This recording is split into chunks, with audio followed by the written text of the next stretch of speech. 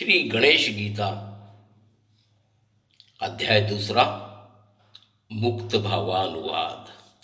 ओम गंग गणपतये नमः। कर्मयोग। वरेण्य म्हणाले, हे भगवन, आपण ज्ञाननिष्ठा आणि कर्मनिष्ठा या दोन्हींचे वर्णन केले। आपण या दोन्हीतील निष्ठेपूर्वक जे अधिक कल्याणप्रद असेल ते मला सांगावे। श्री गजानन म्हणाले, हे प्रिय, या चराचर जगतात मी अगोदर वर्णिलेली स्थिती 2 प्रकारची आहे। सांख्यशास्त्र अभ्यासकांना ज्ञानयोगाने आणि कर्म अधिकारी जनास कर्मयोगाद्वारे शुद्धी कर्म होत असते।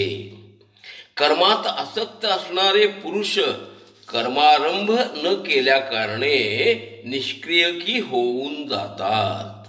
हे राजन, केवळ कर्मत्याग केल्याने सिद्धी पावत नाहीत होत। कोणीही मनुष्य कर्म केल्याविण क्षणभरही नाहीत राहू शकत। प्रकृतीच्या स्वाभाविक 3 गुणाकारणे सर्वांना अवश्यमेव कर्म करावेच लागते। तो कर्म करणारा मनुष्य आपल्या इंद्रियांना आवरून मनात मात्र विषयांचे स्मरण करीत असतो। अशा इंद्रिय लोलूप व्यक्तीस तुच्छ आचरण करणाराच समजले जाते।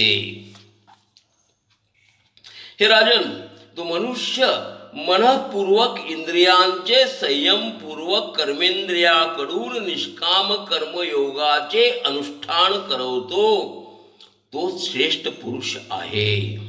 अरे, कर्म न करण्यापेक्षा फळाची अपेक्षा करून केले गेलेले कर्म ही श्रेष्ठच आहे।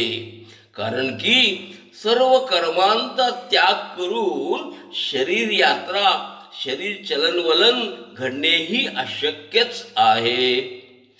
जे प्राणी कर्म फळमाला अर्पण करीत नाहीत ते कर्मबंधनात पडत असतात। म्हणूनच निष्काम कर्माचे अनुष्ठान करीत निरंतर कर्मफळ मला अर्पण करणारा आपल्या कर्मबंधनाचा नाश करीत असतो। जे कर्म माझे निमित्ताने केले जातात ते कुठेही कधीही कर्मबंधनाचे कारणही नाहीच होत। मात्र फलासक्तीपूर्वक केलेले कर्मच बलपूर्वक मनुष्यास बांधत असतात बंधनात। पूर्वकाळी मी यज्ञरूप नित्य कर्म करीत सोबतच मनुष्य वर्णांची रचना करून सांगितले। हे मनुष्यानो, तुमची यज्ञामुळे वृद्धी होवो, ही शिक्षा तुम्हाला कल्पवृक्षासारखी तुम्हास इष्टसिद्धी देणारी आहे।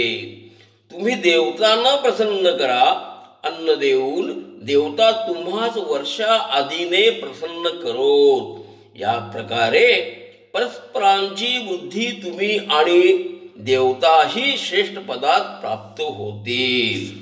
अशा प्रकारे परस्परांची वृद्धी करून तुम्ही आणि देवताही श्रेष्ठ पदास प्राप्त होतील। देवता प्रसन्न होऊन तुमचे मनोवांछित मनोरथांना पूर्ण करतील। त्या देवतांनी दिलेल्या पदार्थांचा भोग जो त्यांची आराधना न करता, त्यांना नैवेद्य न दाखवता घेतो, तो तर चोरच होय। देवता आराधना रूप यज्ञाने अवशिष्ट अन्नाचे भोजन करतो तर सर्व पापांपासून मुक्तता पावतो। जे देवतांना अर्पण न करता त्यांनीच दिलेले अन्न ग्रहण करतो, तो पापी असून पापाचेच भोजन करीत असतो। अन्नामुळेच की प्राणी उत्पन्न होत असतात।